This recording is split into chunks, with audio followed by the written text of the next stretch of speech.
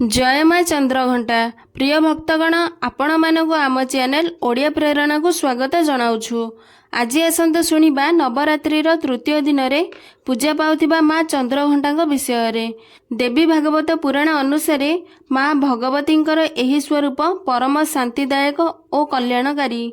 माँ का मस्तक घंट आकार अर्धचंद्र अच्छी, सेही कारणरू देवी माँ का नाम चंद्रघंटा।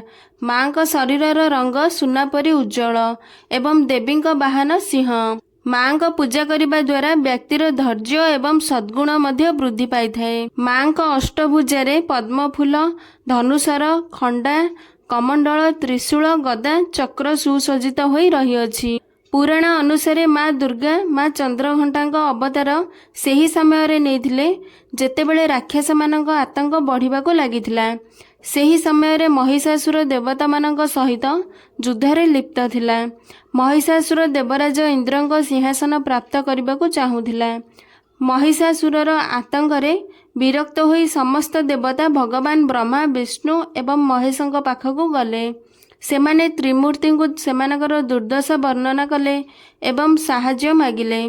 देवता मानक निवेदन एवं महिषासुरर आतंक देखि त्रिमूर्ति क्रोधित हेले।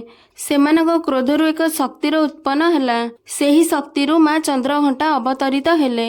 मातांक अवतार परे भगवान शिव त्रिशूल, भगवान विष्णु तांकर चक्र, सूर्य तांकर तेज, खंडा और सिंह, इंद्र तांकर घंटा प्रदान कले। अस्त्र शस्त्र सुशोभित माता चंद्रघंटा महिषासुर को बध करी स्वर्ग एवं समस्त देवता को रक्षा करथिले। नवरात्रि रे तृतीय दिन माँ चंद्रघंटा को पूजा करने द्वारा भक्तर समस्त प्रकार मनोवांछा पूरण होइथाए। एहा सह माँ संपूर्ण जगतर पीड़ा को नाश करिथांती।